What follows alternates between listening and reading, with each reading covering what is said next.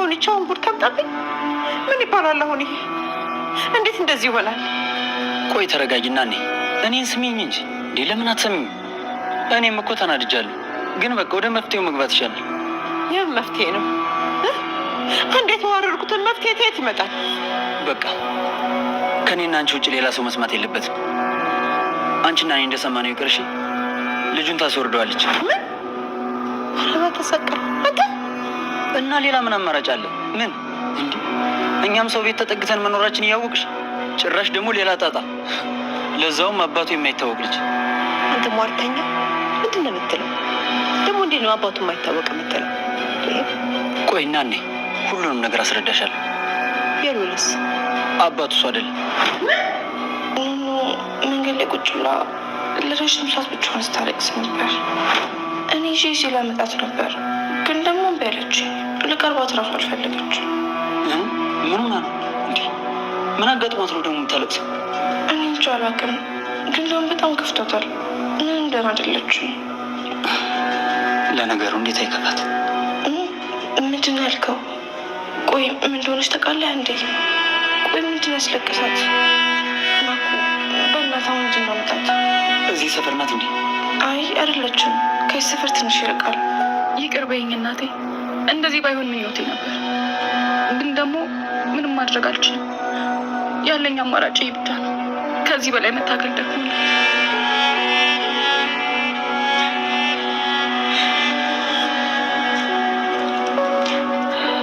ከኑንያት ጋር ያላችሁ ነገር ምንድን ነው? እንደው ያልሆነ ነገር ተፈጥሯል እንዴ? መልስልኝ እንጂ ነች። አይ እኔ ምንም ነገር አልተፈጠረም። እርግጠኛ ነኝ እኔ ልጅ። እባክህ እስኪ የልብህን ንገረኝ፣ አትፍራኝ። እኔ እንደው ዝም ብዬ ነው እንጂ ሁሌ በየስርቻው ስታወራ ያለው። እውነቴን ነው አይኔ፣ ምንም ነገር አላውሽም። ምንም የተፈጠረ ነገር ደግሞ አትጨነቂ። ልክ ነሽ፣ አይተሽናል እኮ፣ ግን ምንም የለም። መጨነቁ ማየት ይቀራል። ለምን ትጨነቂያለሽ? ውይ አንቺም ሰምተሻል ማለት ነው መሲ።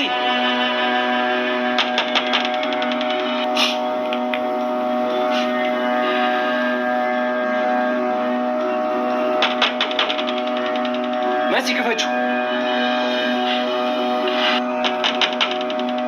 አንቺ መሲ ሰብሬው ነው የምገባው። ያጋባዋት ልጄ እንደዚህ ሳትሆን እንዴት እንደዚህ ኑኑ እንደዚህ ታደርገኛለች በማለት እንግዲህ ወይዘሮ አይንዬ እጅጉን በጣም እያሳሰባት ይገኛል። በስተመጨረሻም ለመሲ ለማገዝ ብላ ያደረገችው ወይንም ደግሞ ለወንድሟ ለመኩ የተናገረችው ነገር ኑኑ አሁን ላይ ማለት ነው አይንዬ ራሱ ሰምታለች ማለት ነው። በነገራችን ላይ በጣም ብዙ ነገሮች ላይ እንግዲህ መኩ እየተናገረ ይገኛል ማለት ነው። የእህቱን ችግር መፍታት የቻለ በሚመስለው መልኩ ማለት ነው የተፈጠረውንና የሆነውን ነገር በሙሉ ለመኩና እንዲሁም ደግሞ ለራሱ ለቤሎና እንዲሁም ለአይንዬ ነግሯቸዋል ማለት ነው። ምክንያቱም ኑኑ እርጉዝ ነች በማለት እማዬ ከሌላ ሰው ጋር የምትቀራረብ እንደሆነ ታውቂያለሽ ወይ? ከማን ጋር ነው የምትቀራረበው? በማለት እንግዲህ ለአይንዬም ነግሯታል። አይንዬ እጅጉን በጣም ነበር የደነገጠችው። በእርግጠኝነት ከቤሎ ሊሆን ይችላል እንጂ ሌላ ከማን ጋር ይሆናል?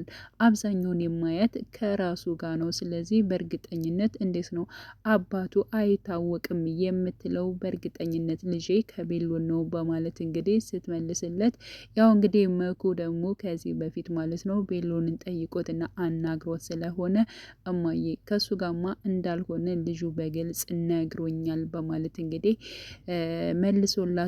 እንዴት ከዛስ ከማን ጋር ሊሆን ይችላል? እንዴት ይሄ ሊፈጠር ቻለ? በማለት እንግዲህ አይንዬም እጅግ በጣም እንትን እያለች ትገኛለች ማለት ነው። ሌላው ሊዛ ይሳካልኛልና እኔ በምንም አይነት መልኩ ሊሸውደኝ አይችልም በማለት እንግዲህ በማሰብ እንዲሁም ደግሞ ቴድን ለማግኘት ለባብሳ ፏ ብላ ሄዳ ነበረ። እንዲሁም ደግሞ ሀናም ተደብቃ ከሷ ጎን ተቀምጣ ነበረ ማለት ነው። እንግዲህ ቴዲ እንደዚህ አይነት ነገሮችን ሲያደርግ እያንዳንዱ ከጀርባቸው ምን አለ ከማን ጋር ነውስ የሚመጡት የሚለውን ነገር በደንብ አጣርቶና እንዲሁም ደግሞ ካወቀ በኋላ ነው እነሱን ራሱን ሊያገኛቸው የሚችለው ማለት ነው። እና ቴዲ እንግዲህ እንዳልመጣና እንዲሁም ደግሞ ሊዛን እንደፈተናት ነው ጆን ሲናገር እንደሰማ ነው ከሆነ ማለት ነው። እኔ ቴዲ ነው የምጠብቀው፣ አንተ እዚህ ጋር ችክ ትላለ፣ ለምንድን ነው የማትነሰው? በማለት እንግዲህ ሊዛ ብታናግረውም ብታወራውም ማለት ነው እኔ እንግዳሽ ልሆን እችላለሁ፣ ስለዚህ በስነ ስርዓት ብታናግርኝ ይሻልሻል በማለት እንግዲህ ሊዛንም ይናገራታል።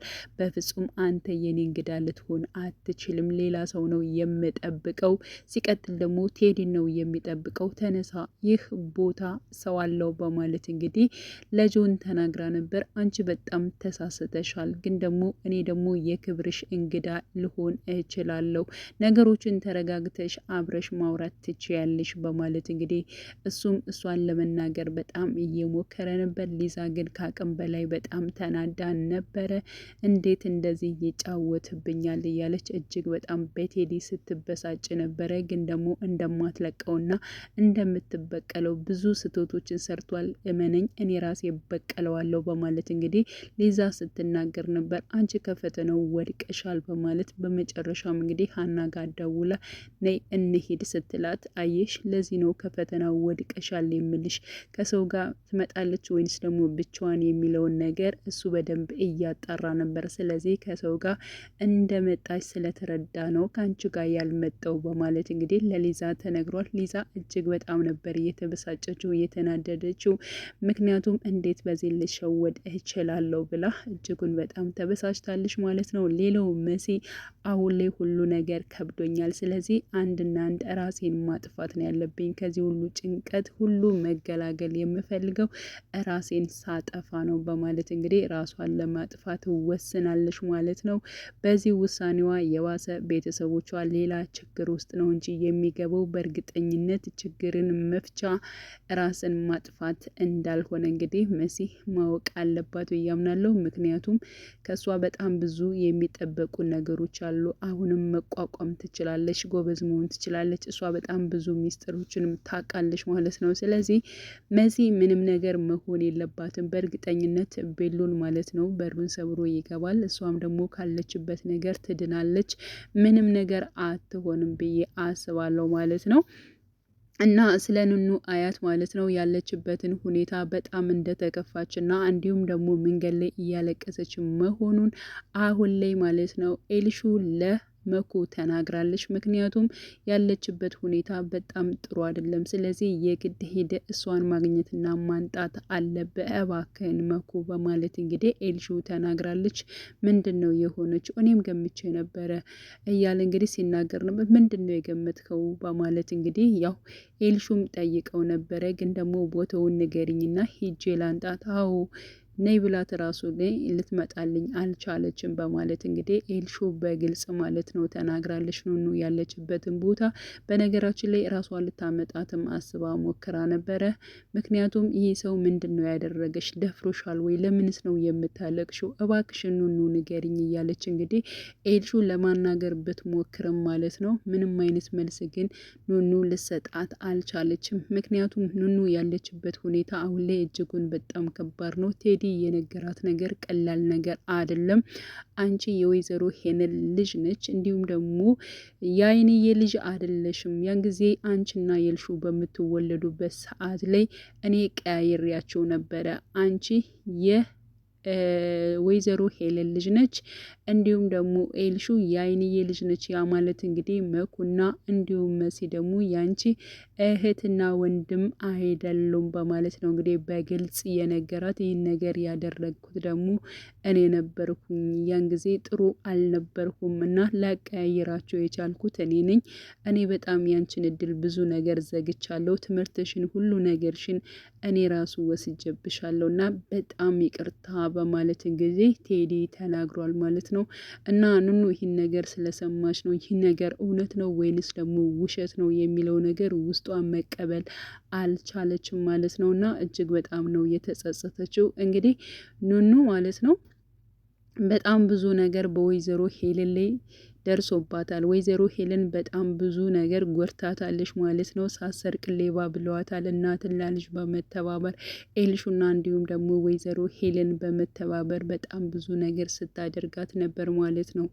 እና የቤት ሰራተኛ ሁና እየሰራች እንዲሁም ትምህርቷን እንዳትማር የሌለባትን በሽታ አለብሽ በመባል በጣም ብዙ ነገር ኤልሹም ጉዳት አድርሳባታለች። ወይዘሮ ሄለንም እንደዚያው እንዲሁም ደግሞ ራሱ ቴዲም ማለት ነው በጣም ብዙ ነገር አድርሶባታል ማለት ነው። እና በዛ ጉዳይ በጣም ብዙ የልብ ስብራት አለባት በነገራችን ላይ። ሲቀጥል ደግሞ አሁን ላይ ደግሞ ከአይንዬ ከእናቷ መለየቷ እንዲሁም ደግሞ የመሲና የመኩ እህት አለመሆኗ የባሰ ደግሞ ሌላ ችግር ውስጥ ነው ማለት ነው። ያ ማለት ደግሞ የምትወደው የምታፈቅረው ማለት ነው እንግዲህ ኤልሹ እንግዲህ የቤሉን እህት ነች ተብሎ ስለሚታሰብ ያ ማለት እንደዛ ሆነ ማለት ደግሞ ኑኑ የቤሉን እህት ትሆናለች ማለት ነው። ስለዚህ እኔ እሱን ማግባት አልችልም ወይ እሱ ጋር ልለያይ ነው ወይ የሚለው ችግር ደግሞ ሌላ ሀሳብ ውስጥ ይጥላታል ማለት ነው። ስለዚህ ኑኑአየት አሁን ላይ ያለችበት ሁኔታ እጅጉን ከባድ ነው። ከምንም በላይ ከባድ ነው የሚሆንባት። በጣም ብዙ ነገሮችን ከነ መሲ ከነ ቤሉን የመራቅ ከአይንዬ እናትነት መራቅ እንዲሁም ደግሞ የእሷን የሆነችውን ጨካኟን ማለት ነው ወይዘሮ ሄለንን መልመድ እጅግ በጣም ከባድ ነው የሚሆነው ከእንደዚህ አይነት ነገሮች ላይ ማለት ነው። እና አሁን ላይ ምን ማድረግ እንዳለባትና ምን ማለት እንዳለባት ራሱ ኑኑ እጅጉን በጣም ከባድ ነው። ስለዚህ አግኝተዋት ሊያረጋጓትና የሆነችውን ነገር በግልጽ መጠየቅ መቻል አለባቸው ብዬ አስባለሁኝ። እና ብዙ ነገር ነው የደረሰባት ማለት ነው። እና አሁን ላይ መሲ ምንም ነገር መሆን የለባትም። ከእህቷ ጎን መሆን አለባት። እህቷ ምን እንደሆነችና ምን እንደተፈጠረ ማለት ነው እሷንም ከጎኗ ሆና ማጽናናት መቻል አለበት ብዬ አስባለሁ ማለት ነው። እና አሁን ላይ እንግዲህ ያው መኩ ማለት ነው ኑኑን ለማግኘት ወይንም ደግሞ ወደ ቤት ለመመለስ ከቤት ወጥቷል። ሌላው ጆን ወደ ቤት መጥቷል ማለት ነው። በነገራችን ላይ ጆን ወደ ቤት እንዲመጣ ያደረገችው ራሷ የኤልሹ ጓደኛ ነች ማለት ነው። ኤልሹ ጆንን በጣም ትወደዋለች፣ ታፈቅረዋለች። ግን ደግሞ በግልጽ ማለት ነው በሰዎች ፊት እሱን እንደምትወደውና እንደምታፈቅረው አሁንም እየተናገረች አይደለም። በገንዛ ጓደኛዋ ይብን ራሱ ማለት ነው ያው በገንዛ ስልኳ ደውላ እቤት እንድትመጣ ፈልጋለሁ በማለት ቀጥረው ነበረ። ከዛ በፊት ግን ወደዚህ እንዲመጣ ጥሪው ብላት ነበር። ኤልሹን ለምንድን ነው የምጠራው? አልጠራውም፣ እኔና አንቺ ልንጫወት ነው የመጣ ነው። ስለዚህ ለምንስ እሱን እጠራዋለሁ በማለት ያው ኤልሹ ዝም ብላት ነበረ። ሲቀጥል ስልኬ ምንም ነገር ስለሌለው በአንቺ ስልክ የሆነ ቦታ ቴክስት ማድረግ ፈልጋለሁ በማለት እንግዲህ ጆሌ ጋር ነበረ ቴክስት ያደረገችው ወደ ቤት እንዲመጣ ከጋበዘችው በኋላ ኤልሹ ምንም ነገር አታውቅም።